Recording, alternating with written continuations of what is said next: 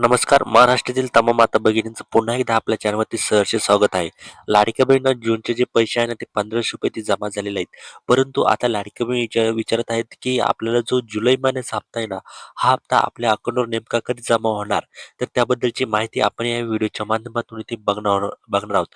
आणि त्यानंतर किती लाडक्या बहिणींना जून महिन्याचा जो हप्ता आहे, याचे ₹1500 जमा झालेले ते सुद्धा आपण ते बघणार आहोत. आणि त्यानंतर जी नवीन नोंदणी आहे, म्हणजे ज्या लाडक्या बहिणींचं वय हे 18 ते 20 कंप्लीट झालेलं आहे, त्याच्यासाठी ही नोंदणी केव्हापासून सुरू होऊ शकते ते सुद्धा या व्हिडिओच्या माध्यमातून आपण इथे बघणार आहोत. त्यामुळे हा व्हिडिओ शेवटपर्यंत नक्की बघायचा आहे. चॅनलवर नवीन असेल तर आता सबस्क्राईब करायचं आहे. बघा, जूनचा हप्ता 15 जुलैला हा आलेला आहे.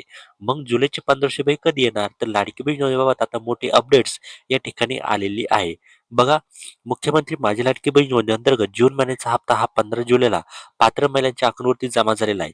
आता जुलै महिन्यात संपण्याआधी अवघे काही दिवस शिल्लक असताना जुलै महिन्याचा हप्ता ₹1500 कधी मिळणार? याकडे राज्यातील लाडकी बहिणींचे डोळे लागले आहेत. बघा, आपल्याला असं वाटत होतं, की आषाढी निमित्त आपल्याला जुलै महिन्याचे जे ₹1500 आहेत हे आपल्या अकाउंटवरती ते जमा होईल. परंतु आता त्याची शक्यता इथे खूपच कमी आहे. कारण की आषाढी जी आहे ना, ही आता उद्यावर आलेली आहे. त्यामुळे आषाढीचा जो मुहूर्त आहे ना, हा हुकलेला आहे असं आपण इथे म्हणू शकतो. परंतु आता लाडक्या बहिणी विचारत आहेत, की हे जे नेमके पैसे आहे नेमके आपल्याला कधी भेटू शकतात? तर मी तुम्हाला इथे सांगू इच्छितो, की जे आपले जुलै महिन्याचे जे ₹1500 आहे ना, हे जुलै महिन्याचे 1500 बहुतेक ऑगस्ट महिन्याच्या पहिल्या आठवड्यामध्ये किंवा 15 ऑगस्टच्या आधी आपल्या अकाउंटवर तिथे जमा होऊ शकतात. कारण की आपल्याला माहिती आहे, की आता शेतकरी कर्जमाफीच्या ज्या बातम्या आहे ना, हे आता सगळीकडे फिरत आहे आणि या कर्जमाफीमुळे लाडकी बहिणीचा जो हप्ता आहे ना, हा आता हप्ता जो आहे ना, हा लांबणीवर इथे पडू शकतो. हे सुद्धा इथे लक्षात घेणे ते खूप गरजेचं आहे. त्यानंतर शेतकरी कर्जमाफीच्या आर्थिक बोजामुळे या योजनेचे पैसे वेळेवर मिळतील की नाही याबाबत लाभार्थ्यांमध्ये इथे धाकधूक जी आहे ना, ती वाढलेली आहे. परंतु चिंता करण्याची कोणतीही इथे बाब नाहीये. आपल्याला 15 ऑगस्ट पूर्वी हे जे पैसे आहे ना, हे आपल्या अकाउंटवरती इथे जमा होऊ शकतात, अशी माहिती सूत्रांकडून इथे मिळालेली आहे. त्यानंतर इथे सगळ्यात महत्त्वाचं म्हणजे 92 लाख महिलांचा जो हप्ता आहे ना, हा ठप्प झालेला आहे. म्हणजे जवळ-जवळ 92 लाख ज्या लाडक्या बहिणी आहे ना, यांना जो हप्ता आहे, हा हप्ता इथे भेटलेला नाही. सध्या केवळ 1,69,00,000 महिलांना जो जून महिन्याचा हप्ता आहे ना, हा हप्ता इथे भेटलेला आहे. त्यांच्या अकाउंटवरती जे ₹1500 ना, हे इथे जमा झालेले आहेत.